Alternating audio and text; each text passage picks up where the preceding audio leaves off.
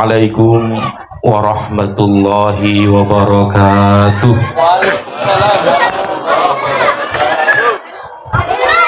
Yang jawab salamnya keras, mudah-mudahan rezekinya mengalir deras. Anaknya solih solihah dan cerdas, hutangnya lunas. Oh, nggak punya hutang orang sini. Assalamualaikum warahmatullahi wabarakatuh. Ibu-ibu yang di pojok belum jawab salam, saya doakan mudah-mudahan suaminya nikah lagi. Assalamualaikum warahmatullahi wabarakatuh.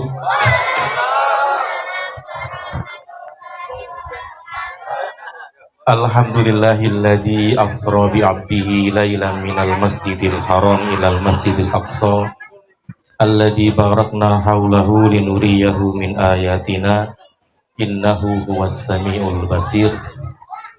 Asyhadu an la ilaha illallah wahdahu la syarikalah wa asyhadu anna Muhammadan abduhu wa rasuluh alladzi la nabiyya war rasula ba'dah. Allahumma shalli wa sallim ala sayyidina Muhammad wa ala alihi wa ashabihi wa man tabi'ahu bi ihsan ila yaumil qiyamah. Amma ba'du. Hadratal mukarramin wal muhtaramin, para alim, para ulama, sesepuh bini sepuh, wabil khusus Kiai Sulhan, wabil khusus guru kita sekalian Dr. Eko Nur Salim MSI.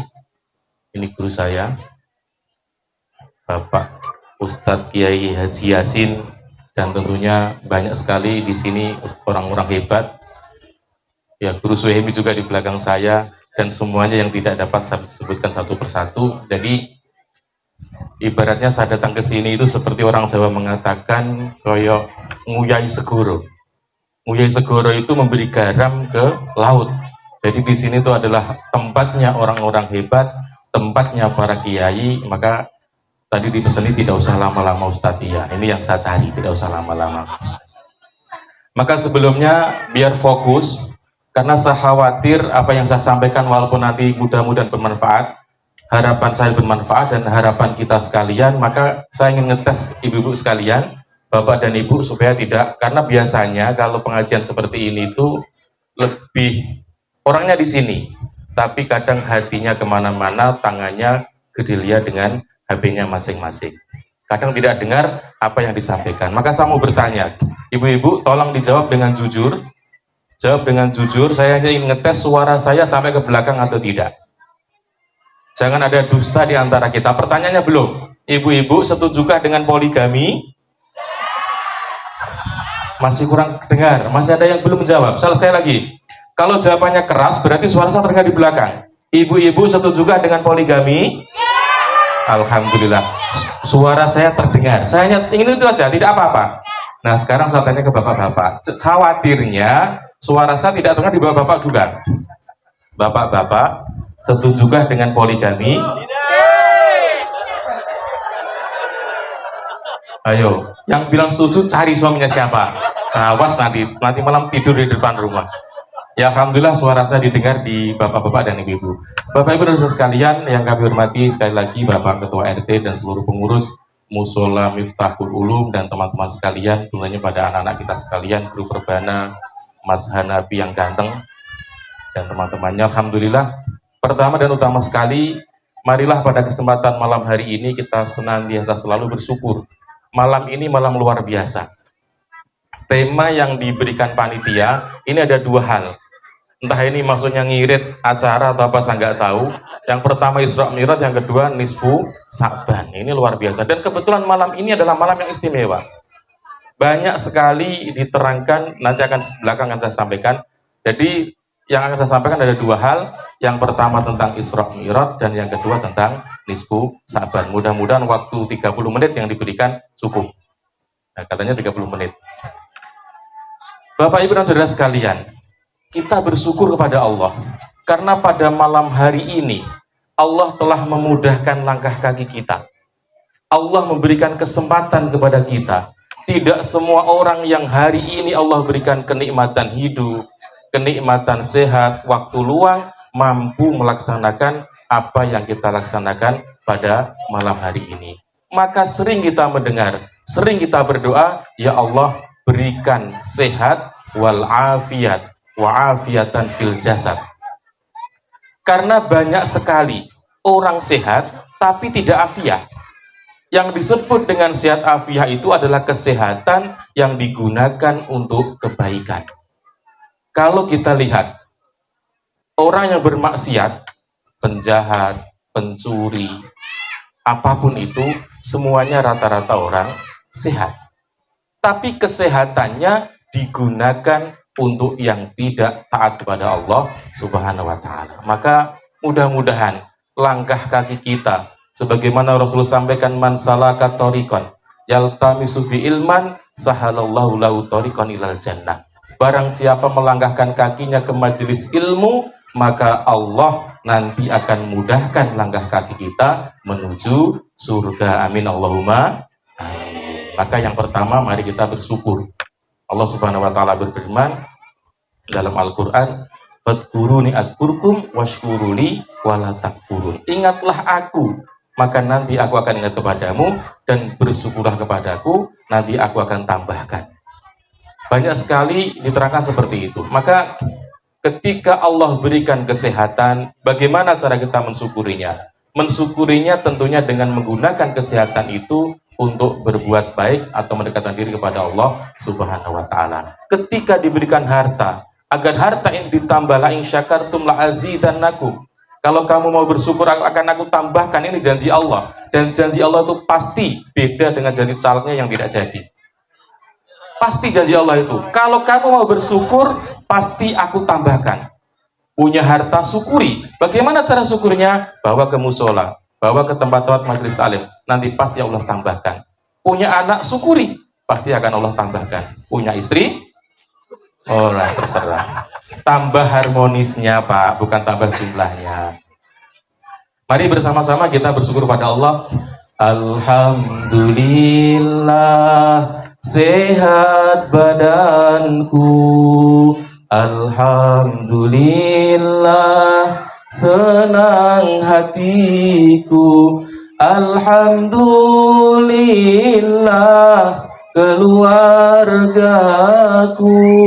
Alhamdulillah, rukun selalu ya Rasul. Wah, rebananya dipotong nanti biayanya ini. Salamun alaihi, mari bersama-sama. Ya Rafi'asya ni wa daraji atfatayaji ratal alami ya uhailal judi wal karami. Ini yang pertama. Yang kedua, sholawat dan salam tetap tersurahkan kepada Nabi kita Muhammad Rasulullah Sallallahu Alaihi Wasallam sebagai uswah hasanah kita, sebagai suri tauladan kita, dan mudah-mudahan kita semua yang hadir di sini, keluarga kita, semuanya orang-orang Muslim kelak akan mendapatkan syafaatnya di yaumil qiyamah. Amin Allahumma amin. Bapak Ibu dan saudara sekalian, Isra dan Mi'raj, satu acara yang tentunya sudah sering kita mendengar. Adik-adik, wah ini ramai adik-adik ini. Tepuk satu. Tepuk satu. Oke, jawab. Siapa yang menciptakan kita? Keren. Nanti yang paling keras dapat 100.000 dari Pak Eko, dari Pak Eko. Iya. Siapa yang menyembuhkan kita? Keren. Siapa yang menolong kita? Siapa yang melahirkan kita? Ayo, ayo. Siapa yang melahirkan kamu, nak? Ibu, bukan Allah. Lagi, fokus. Siapa yang menciptakan awan? Kurang keras. Siapa yang menciptakan awan? Siapa yang menciptakan bintang? Siapa yang menciptakan bulan? Siapa yang membuat bakwan? Ayo, Allah kau buat bakwan itu ngapain? Oke, adik-adik tetap diam. Nanti yang paling bagus nanti minta uang ke Pak Eko ya. Kalau rame gagal. Ya, oke ya. Saya lanjutkan, Bapak Ibu dan saudara sekalian yang berbahagia. Isra dan Mi'raj. Sebelum kita berbicara jauh tentang itu, tentunya kita menyadari Isra dan Mi'raj itu secara pengertiannya bahwa Isra adalah perjalanan Nabi di malam hari dari Masjidil Haram ke Masjidil Aqsa di Palestina. Kenapa ini terjadi? Pada saat itu Rasul mengalami satu kesedihan yang sangat mendalam. Rasul ditinggal orang yang paling dicintainya. Siapa anak-anak tahu? Rasul ditinggal oleh pamannya. Paman Rasulullah meninggalkan beliau, dan paman ini orang yang selalu menjaga dan membela dakwah Rasulullah. Siapa nama paman Rasulullah? Siapa nama Rasulullah? Abdullah itu bapaknya, Abdullah nama ayahnya Aminah, bundanya Abdul Muthalib. Abu Thalib. Abu Thalib meninggal. Ketika Abu Thalib meninggal, orang-orang kafir Quraisy ini semakin sangat luar biasa dalam hal untuk menyiksa Rasulullah. Selang beberapa hari kemudian istrinya, siapa nama istrinya Rasulullah? Siapa nama istri Rasulullah? Namanya Khadijah. Khadijah meninggal juga. Ketika Khadijah meninggal, orang yang selalu mendukung dakwah Rasulullah ini, maka Rasulullah sedih. Wajar. Saya nggak tahu kalau orang perumahan sini kalau istrinya meninggal sedih atau tidak, saya nggak tahu. Rasul sedih sekali karena Khadijah ini orang yang sangat mulia, orang yang sangat terdepan dalam hal membela dakwahnya. Bahkan diceritakan Khadijah ini hartanya, orang yang sudah cantik jelita, cantik sekali. Kalau di sini kayaknya nggak ada. Cantik sekali dengan hartanya kurang lebih 200 triliun. Itu kalau dibelikan dawet atau es cendol bisa tenggelam ini perumahan sini. Meninggal. Maka ketika di situ Rasul sedih. Kesedihan ini wajar sebagai manusia biasa. Allah menghiburnya, dengan Allah menghibur ini, Allah mengangkat Rasulullah ke Sidratul Muntaha. Maka pelajaran yang dapat kita ambil yang pertama, ketika ada apapun masalah kita, ketika ada apapun masalah menimpa kita, bawa masalah itu ke langit. Subhanalladzi asra bi abdihi lailam minal masjidil haram ilal masjidil aqsa. Rasul diperjalankan, bukan jalan sendiri. Nanti di belakang saya sampaikan. Jadi dari Masjidil Haram ke Masjidil Aqsa di Palestina. Palestina yang sekarang lagi dibom sama Israel ini, Palestina ini hubungan dengan Indonesia juga sangat erat. Sebelahnya kotanya Pak Eko itu ada namanya Kota Kudus. Kota Kudus itu yang membuat, yang memberi nama adalah seorang wali 9, Syekh Ja'far Shadiq, yang terkenal dengan nama Sunan Kudus. Dulunya nama Kudus itu Al-Quds, sama dengan nama di Palestina. Masjid yang di sana pun masjidnya bernama Masjidil Aqsa. Karena orang Kudus, orang Jawa tidak bisa menyebut Al-Quds, maka menjadi Kudus. Artinya apa, Bapak Ibu sekalian? Bahwa Palestina dengan Indonesia ini sudah sangat jauh erat hubungannya, jauh sebelum ada hal semacam ini. Bahkan di area mimbar di situ ada batu yang diambil dari Masjidil Aqsa. Ini yang pertama, bahwa ketika apapun yang menimpa kita, maka langitkan masalah kita pada Allah Subhanahu wa Ta'ala. Bapak Ibu dan Saudara sekalian, dari sinilah tentunya kita bertanya, kenapa sih Ustadz? Allah itu kan Maha Kuasa. Kenapa tidak langsung dari Masjidil Haram, dari Mekah langsung ke Sidratul Muntaha? Ternyata tidak. Banyak ulama menafsirkan bahwa Rasul dari Masjidil Haram ke Aqsa ini menandakan bahwa manusia butuh manusia lain yang sering kita kenal dengan istilah hablum minan nas. Hubungan kita dengan manusia. Baru dari Masjidil Aqsa ke Sidratul Muntaha ini adalah hubungan kita dengan Allah Subhanahu wa Ta'ala atau hablum minallah. Maka dua hal ini, hablum minan nas dan hablum minallah, ini tidak boleh dilupakan. Islam tidak mengajarkan orang hanya sibuk di masjid, orang hanya sibuk zikir, orang hanya sibuk ibadah, tapi dia tidak baik dengan tetangganya. Sebaliknya, Islam pun tidak mengajarkan Orang hanya sibuk dengan kerjanya, mencari harta sebanyak-banyaknya, tapi dia lupa ibadah kepada Allah Subhanahu wa Ta'ala. Maka banyak sekali masalah-masalah yang dimensinya Allah, tapi solusinya di dunia, dan banyak sekali masalah-masalah dunia, solusinya di Allah Subhanahu wa Ta'ala. Satu contoh, sebentar lagi kita akan masuk bulan puasa. Bulan puasa itu ketika orang tua atau orang jombo tidak bisa puasa, boleh tidak puasa.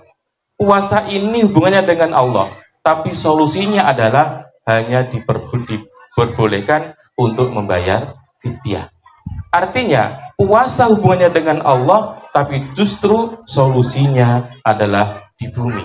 Puasa hubungannya dengan Allah di langit, solusinya ada di bumi. Ini yang pertama. Yang kedua, sebaliknya, ketika kita banyak masalah kehidupan misalnya, datang ke rumahnya ustadz, ke rumahnya kiai, pasti di situ diberikan solusi langit. Wasta'inu bis sabri wassalam. Maka inilah Bapak Ibu Saudara sekalian. Artinya semua yang kita lakukan ini hubungannya dua hal itu. Sholat misalnya, takbiratul ihram Allahu Akbar. Ini kita mengagukan nama asma Allah, tapi nanti ditutup dengan salam. Dan salam ini kita hubungannya dengan manusia. Takbirnya hablum minallah, salamnya adalah hablum minan nas. Puasa juga sama. Puasa diawali dengan tarawih, kemudian nanti ditutup dengan zakat fitrah. Ini hubungannya dengan manusia. Sama dengan Al-Quran. Surat pertama Al-Fatihah, nanti ditutup yang terakhir dengan surat An-Nas. Ini hubungannya dengan Allah dan manusia. Maka hablum minallah dan hablum minan nas ini dua-duanya harus terjalin dan tidak boleh berjalan sendiri-sendiri. Bapak Ibu dan Saudara sekalian. Kemudian yang kedua, ketika masuk bulan Rajab kemarin, Rasulullah sudah memberikan contoh kepada kita, mengajarkan doa kepada kita. Adik-adik hafal doa bulan Rajab? Allahumma barik lana fima rojaktana, makan terus. Ya, apa doanya? Di situ Rasul menggambarkan kepada kita, Allahumma barik lana fi rojaba wa sya'bana wa balighna Ramadan. Ya Allah, berkahi kami di bulan Rajab dan bulan Sa'ban, sampaikan kami kepada bulan Ramadan. Yang di situ ditulis adalah berkah. Kata Dr. Eko itu, berkah itu ziyadatul khair ma'al khair, tambahnya kebaikan dengan kebaikan. Maka doa yang selalu kita minta adalah Rabbana atina fid dunya hasanah. Kita minta kebaikan, bukan minta seperti yang kita minta, tapi kita minta kebaikan pada Allah, baik itu di dunia maupun di akhirat, nantinya akan kita terjauh dari siksa api neraka.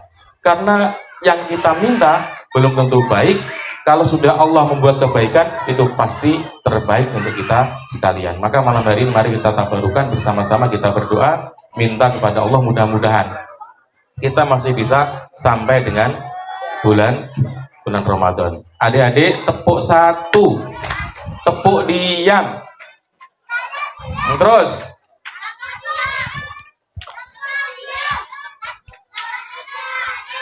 Ya, sudah diam ya, nggak boleh ramai lagi. Allahumma barik fi Rajab wa Sya'bana wa balighna Ramadana waghfir lana dzunubana. Bersama-sama, Allahumma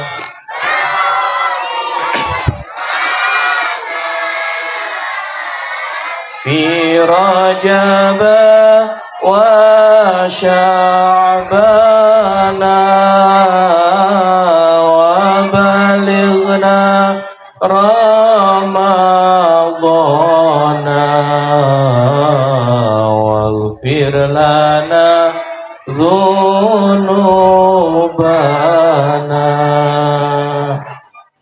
Bapak Ibu dan Saudara sekalian, doa yang Rasul ajarkan kepada kita, berkahi kami di bulan Rajab. Rajab sudah selesai.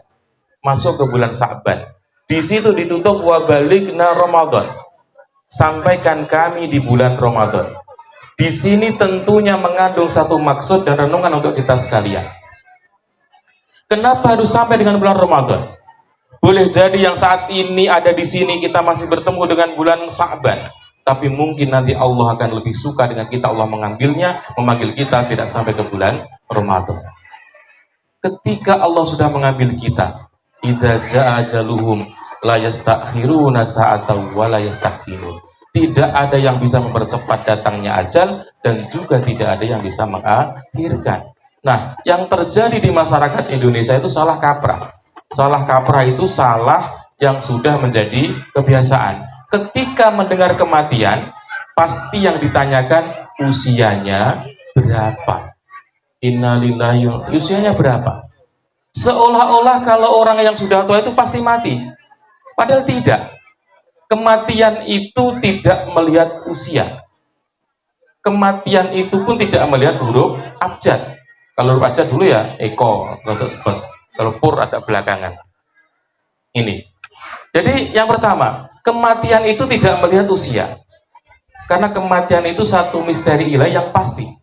Yang pertanyaan yang kedua, ketika ada orang meninggal kadang-kadang ditanya adalah sakitnya sakit apa? Padahal tidak semua orang sakit itu meninggal.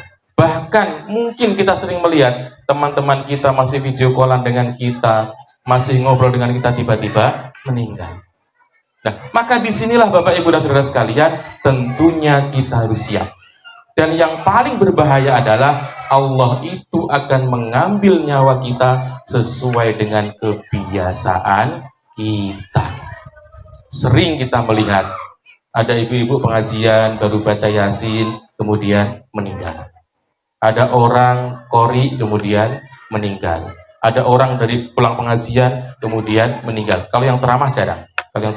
Masih hidup. Sebaliknya, kita pun sering melihat orang bermaksiat, lagi minum minuman keras, mabuk, kemudian naik motor, nabrak pohon yang besar, akhirnya dia meninggal. Bahkan ada yang lagi berzina, lagi berhal-hal yang tidak diinginkan oleh Allah Subhanahu wa taala, itu pun meninggal. Maka kita harus hati-hati. Artinya apa? Ketika terbesit dalam diri kita untuk bermaksiat, ingat, jangan-jangan Allah akan memanggil kita. Kadang-kadang yang masih muda itu, mana anak muda itu, oh meninggal soalnya masih lama Pak, karena masih muda. Tidak. Data di Polres Kutai Timur, justru kematian terbesar itu ada di anak-anak remaja. Belum pernah ditemukan kakek-kakek balapan motor kemudian meninggal. Yang ada itu orang lem, komik, di pinggir kemudian mabuk akhirnya meninggal. Tabrakan, tawuran itu nggak ada. Kakek-kakek 60 tahun tabrakan, tawuran nggak ada. Nah, ini. Maka kita harus hati-hati. Kembali di sini Bapak Ibu sekalian.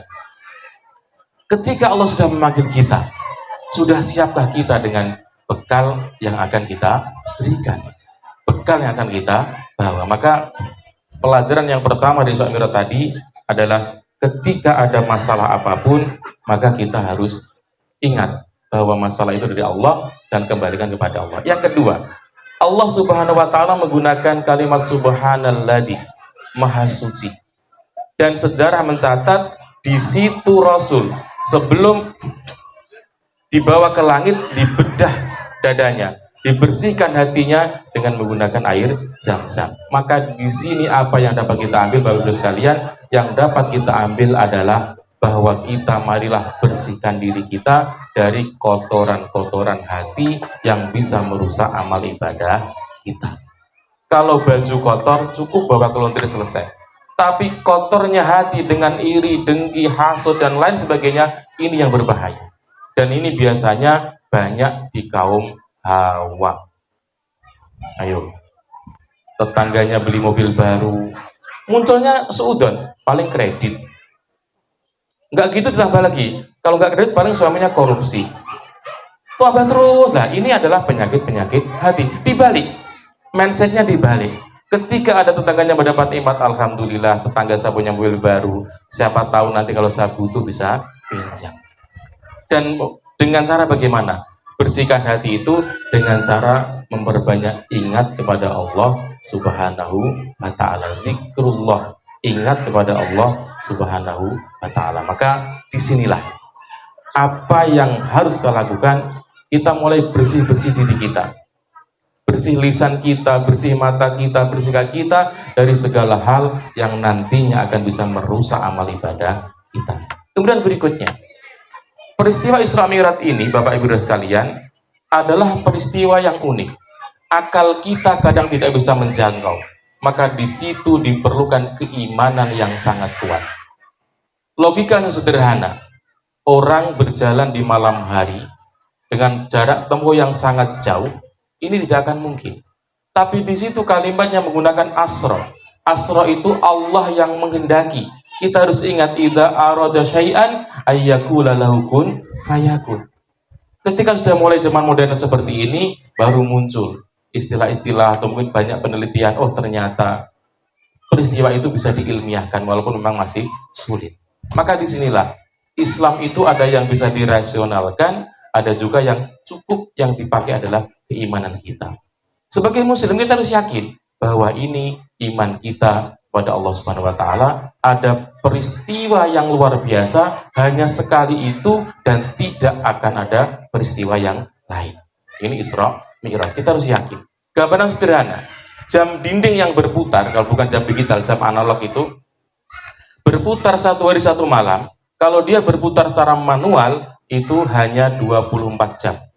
Tapi ketika Pak Yasin kemudian diputarkan menggunakan tangannya, jangankan 24 jam, 38-48 pun akan bisa. Ini adalah gambaran sederhana. Artinya ketika peristiwa ini, Isra Mi'raj ini adalah memang Allah yang menghendaki, maka semuanya pun akan terjadi. Bapak Ibu dan saudara sekalian, kemudian apa yang didapatkan dari Isra Mi'raj? Nah, ini yang paling penting. Peringatan Isra Mi'raj itu dikatakan berhasil kalau besok sholat subuhnya seperti ini. Karena Isra Mi'raj ini adalah ketika Allah memerintahkan Nabi kita Muhammad untuk melaksanakan ibadah sholat. Maka ini unik. Beda dengan rukun Islam yang lain. Ketika Allah memerintahkan kita haji, cukup pakai ayat walillahi 'alan nasi hijjul baiti dan seterusnya. Ketika Allah perintahkan kita untuk zakat, cukup wa ita'iz zakat. Ketika nanti Allah perintahkan untuk puasa, cukup menggunakan ayat kutiba alaikumusiyam. Tapi ketika Allah perintahkan untuk sholat, Allah tidak hanya menggunakan iqamis sholat, tapi Allah mengutus langsung, bertemu langsung oleh Rasulullah Shallallahu Alaihi Wasallam. Yang awalnya 50 waktu menjadi 5 waktu. Maka sholat itu 5 kali sehari, bukan 5 hari sekali. Ulangi lagi.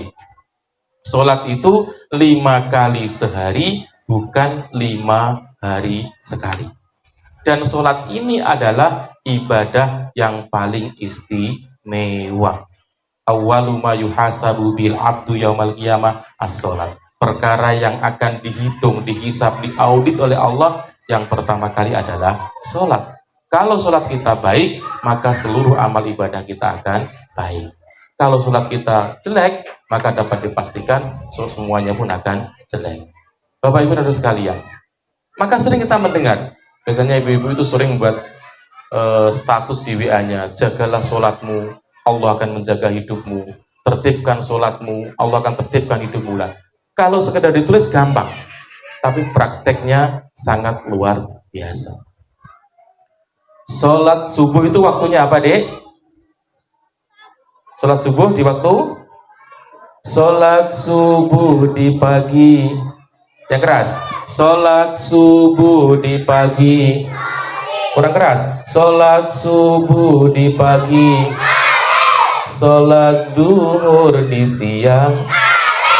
Sholat asar, maghrib, isya di malam hari. Sekali lagi. Sholat subuh di pagi hari, sholat zuhur di siang hari, sholat asar di sore hari, maghrib, isya di malam hari. Allahul kafi,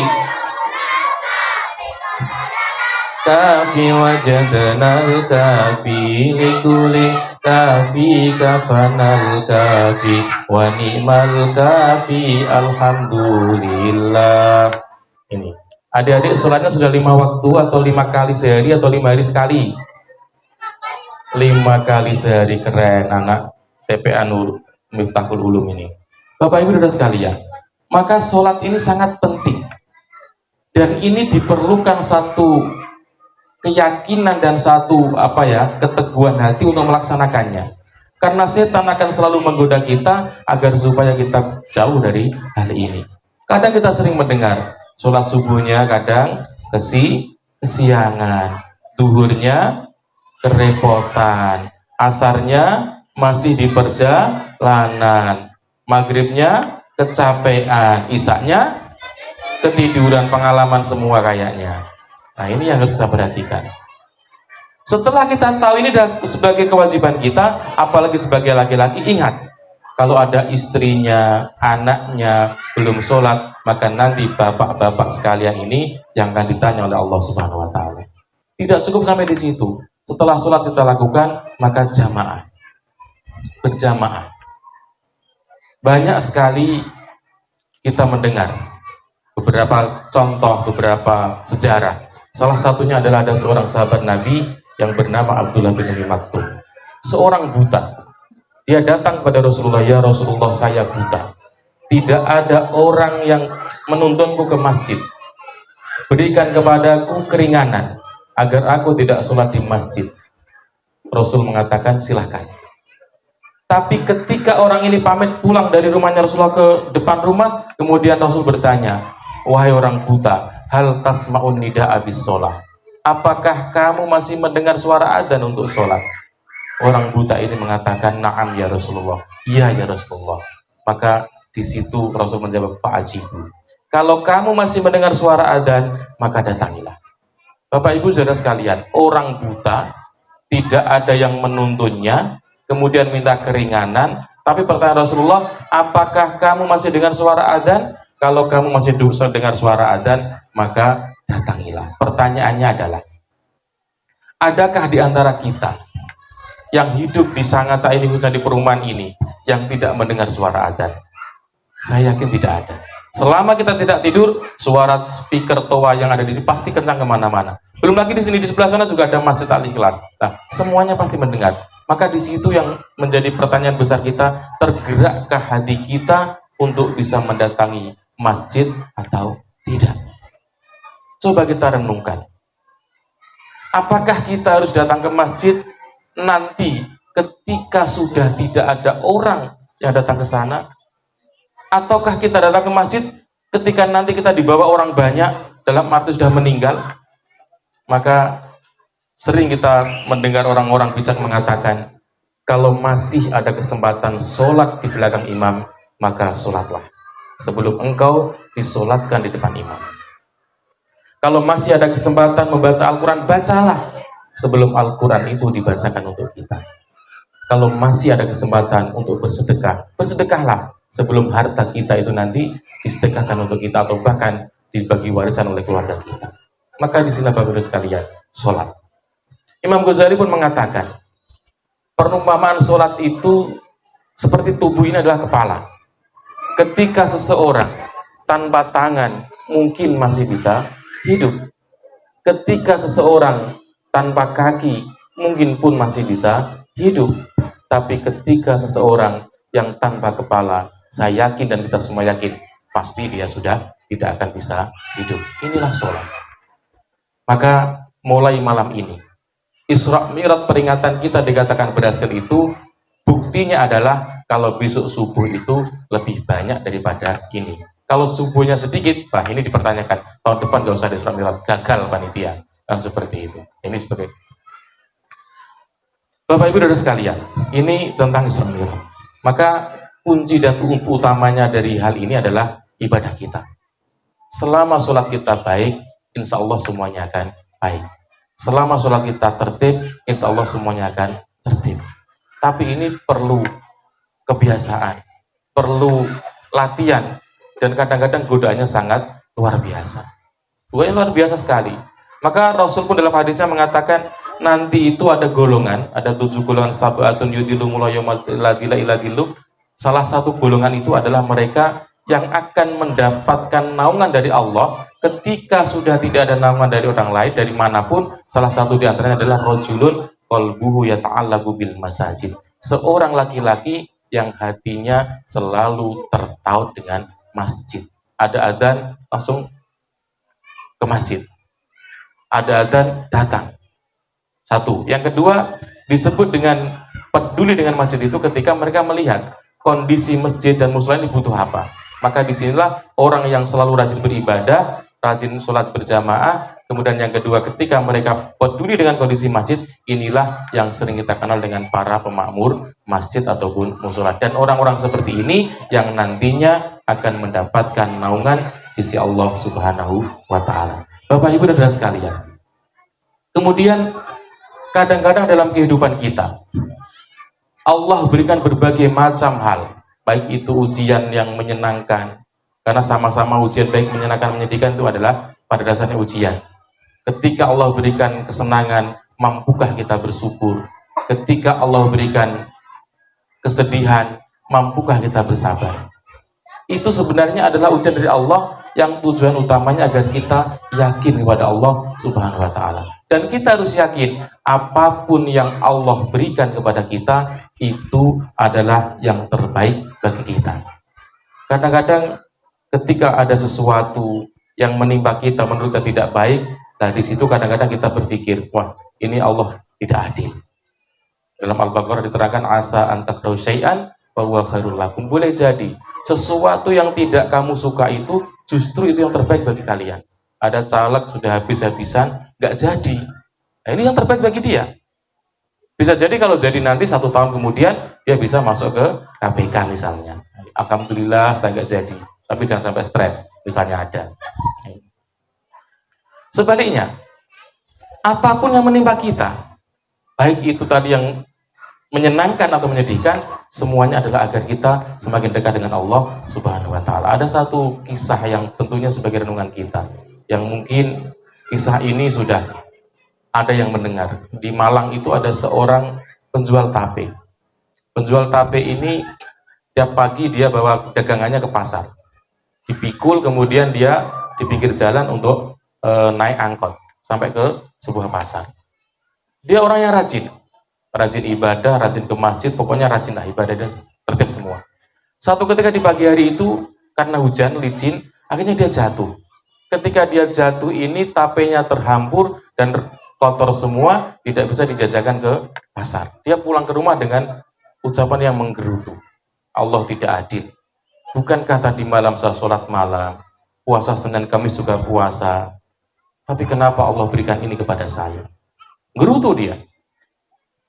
Kemudian 1 jam berikutnya dapat info, ternyata mobil yang ditumpangi itu ada kecelakaan dan semuanya meninggal.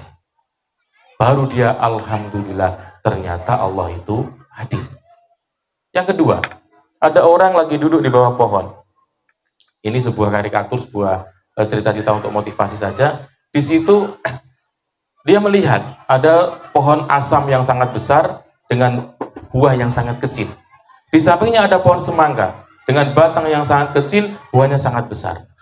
Dia berpikir, Allah itu tidak adil. Masa asam yang sebesar ini buahnya kecil, sedangkan semangka yang batangnya kecil, buahnya besar. Harusnya dibalik. Yang asam ini buahnya seperti semangka, yang semangka itu buahnya seperti asam.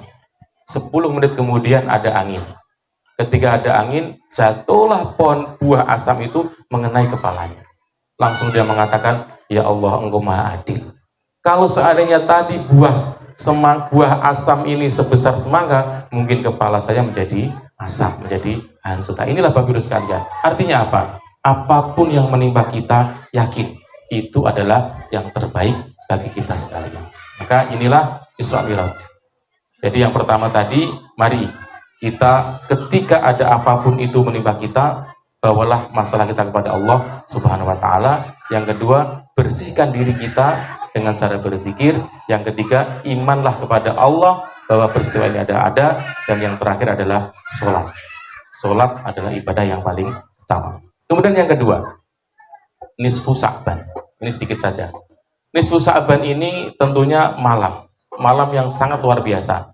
Awal yang tadi saya sampaikan bahwa ada bulan-bulan berkah, Rajab, Sya'ban, dan Ramadan. Puncaknya nanti di bulan Ramadan. Keberkahan itu bagaimana? Maka ketika sudah nisfu Sa'ban, ada malam-malam yang Allah Subhanahu wa taala sampaikan doa kita tidak akan pernah tertolak. Apa yang kita minta pasti diberikan. Kalau kita minta ampun pasti diampuni. Kalau kita minta ampun pasti diberikan. Salah satunya adalah malam nisfu Sa'ban. Maka tadi kita melihat di beberapa tempat di mana-mana, mulai dengan membaca surah Yasin, mulai melaksanakan sholat tasbih, sholat taubat, sholat fajar dan sebagainya. Nah, ini nanti kita lanjutkan sampai di fajar nanti. Kita gunakan malam Sa'ban ini sebagai malam yang luar biasa untuk kita minta kepada Allah Subhanahu wa taala. Ada kisah motivasi dari seorang sahabat yang bernama Sa'ban. Sa'ban ini seorang sahabat Rasulullah yang paling dicintai. Walaupun dia tidak sehebat Abu Bakar, sekaya Utsman, sepandai Ali, tapi Sa'ban ini orang yang luar biasa. Rasul sangat cinta. Sa'ban ini kebiasaannya adalah sholat berjamaah di masjid. Jarak rumah Sa'ban dengan Masjid Nabawi itu kurang lebih 2-3 jam perjalanan kaki. Coba kita bayangkan, orang sholat jamaah jalan kaki 2 jam. Kira-kira sangat berat. Nggak akan ada yang mampu. Nah, padahal para sahabat yang lain itu ingin membuat rumah dekat dengan Masjid Nabawi, tapi Sa'ban tidak. Saya tidak mau ke sana, saya lebih baik jauh, nggak apa-apa. Satu ketika di waktu subuh, karena Rasul itu pasti ngecek anggotanya, ngecek para sahabatnya. Sa'ban itu selalu datang di awal, kemudian dia berada di pojok ujung sebelah kanan. Kenapa ada di pojok ujung, tidak di saf yang di belakang imam? Tidak, karena dia khawatir nanti mengganggu yang lain. Dia datang langsung di pojok sebelah kanan. Satu waktu di waktu subuh, Sa'ban tidak datang. Rasul bertanya pada sahabat, di mana Sa'ban? Adakah yang tahu Sa'ban? Semua menjawab, nggak ada ya Rasulullah. Yuk kita tunggu dulu. Ditunggu. Padahal waktu subuh itu sangat pendek. Akhirnya karena khawatir waktunya habis, sholat dilakukan. Selesai sholat, Rasul langsung menghadap ke belakang. Yang ditanya pertama kali, Aina Sa'ban? Di mana Sa'ban? Nggak ada yang tahu ya Rasulullah. Mungkin dia lagi sakit atau apa. Rasul berdiri, wahai para sahabatku, tunjukkan. Adakah yang tahu rumahnya Sa'ban? Ada ya Rasulullah. Diantarkan Rasulullah ke rumah Sa'ban. Dengan jalan kaki yang sangat jauh tadi, kurang lebih 2-3 jam, sampailah ke rumah Sa'ban. Di sana dia bertemu istrinya. Wahai Bu Sa'ban, di manakah suami Anda? Istrinya mengatakan, suami saya telah meninggal tadi malam ya Rasulullah. Inna lillahi wa inna ilaihi raji'un. Tapi ya Rasulullah, ada kejanggalan ketika suami saya meninggal. Suami saya mengatakan, kenapa tidak lebih jauh? Kenapa tidak yang baru? Kenapa tidak semuanya? 3 kata ini ya Rasulullah yang saya tidak bisa memahami. Kok tiba-tiba sebelum sakaratul maut dia mengatakan kenapa tidak lebih jauh, kenapa tidak yang baru, dan kenapa tidak semuanya? Kira-kira apa ya Rasulullah? Karena seorang Rasul, tentunya atas izin Allah, Rasul pun menjawab, wahai Ibu Sa'ban, perlu saya sampaikan, suamimu ketika sakaratul maut dilihatkan oleh malaikat, wahai Sa'ban, ini adalah surgamu. Kamu berada surga VIP, surga yang luar biasa, dengan berbagai macam fasilitasnya. Ini surga untukmu karena kamu setiap hari berjalan dari rumah ke masjid. Maka Sa'ban mengatakan, kenapa tidak lebih jauh? Kalau seandainya saya berjalan 4 atau 5 jam ke masjid, mungkin surga saya lebih baik. Ini luar biasa. Padahal jalan kaki sudah 2 jam. Yang kedua, kenapa tidak yang baru? Satu ketika di waktu subuh, Sa'ban ini biasa keluar, kemudian di pinggir jalan ada orang tua yang kedinginan. Sa'ban memakai baju 2. Baju baru di dalam, baju yang agak lama ditaruh di depan atau di luar. Karena orang tua ini kedinginan, baju yang tidak baru tadi dipakaikan kepada orang tua, kemudian digendong sampai ke masjid. Malaikat mengatakan, wahai Sa'ban, ini adalah surgamu ketika kamu memberikan bajumu yang tidak baru itu kepada orang tua tadi. Maka sahabat mengatakan, kenapa tidak yang baru? Seandainya yang saya berikan itu baju yang paling baru, maka tentunya surga saya, surga yang paling indah. Dan yang terakhir, kenapa tidak semuanya? Satu ketika di pagi hari, sahabat lagi sarapan. Sarapannya orang Mekah itu menggunakan susu dan roti. Segelas susu dan sepotong roti. Tiba-tiba ada pengemis. Pengemis datang, kemudian dibagi. Yang segelas susu tadi dibagi dua, sepotong roti pun dibagi dua. Akhirnya sarapan. Karena ikhlasnya beliau, kemudian mendapatkan, ini loh sahabat, surga yang engkau dapatkan dari pahala ketika engkau memberikan sarapan kepada orang miskin. Maka sahabat menyesal, kenapa tidak semuanya? Kalau tak berikan semuanya, saya kasihkan semuanya, mungkin surga saya lebih tinggi. Bapak Ibu sekalian, maka dari kisah ini apa yang dapat kita ambil? Yang kita dapat ambil adalah ketika kita beribadah, maka mari kita beribadah dengan cara yang maksimal. Kita maksimalkan, karena kita tidak akan pernah tahu kapan dan ibadah mana yang Allah terima. Malam nisfu Sa'ban ini kita gunakan semaksimal mungkin. Jangan sampai kita sia-siakan. Tentunya para salafus soleh banyak yang membagi bahwa nisfu Sa'ban itu ada bulan penuh ampunan, kemudian bulan yang doa kita tidak akan pernah ditolak, dan tentunya di sini adalah bulan yang penuh dengan kesucian. Maka rangkaian ibadah kita mulai Isra Mi'raj dengan Sa'ban ini adalah tujuan utamanya nanti kita bisa bertemu dengan Ramadan, dan di Ramadan itu adalah tempat di mana kita akan lebih bersemangat lagi untuk beribadah kepada Allah Subhanahu wa Ta'ala. Mungkin itu sedikit yang dapat kami sampaikan.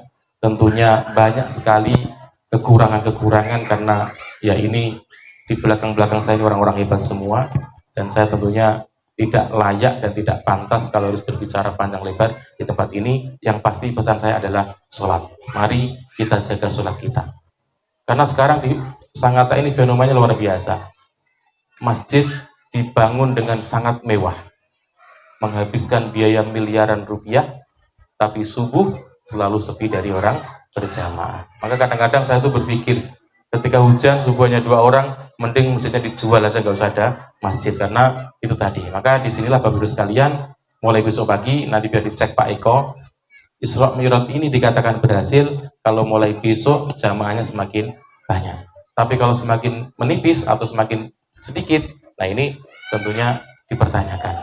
Nah, ini tentunya hal ini adalah butuh keseriusan kita dan memang butuh keyakinan kita. Dan memang luar biasa beratnya. Beratnya luar biasa. Orang mau sholat ke masjid itu luar biasa beratnya. Mungkin itu sedikit yang dapat kami sampaikan. Kurang dan lebihnya mohon maaf. Untuk doanya nanti kami mohonkan kepada Kiai Sulhan. Demikian dari kami, apabila ada salah dan khilaf mohon dimaafkan. Wallahu muwaffiq ila aqwamit thoriq. Assalamualaikum warahmatullahi wabarakatuh.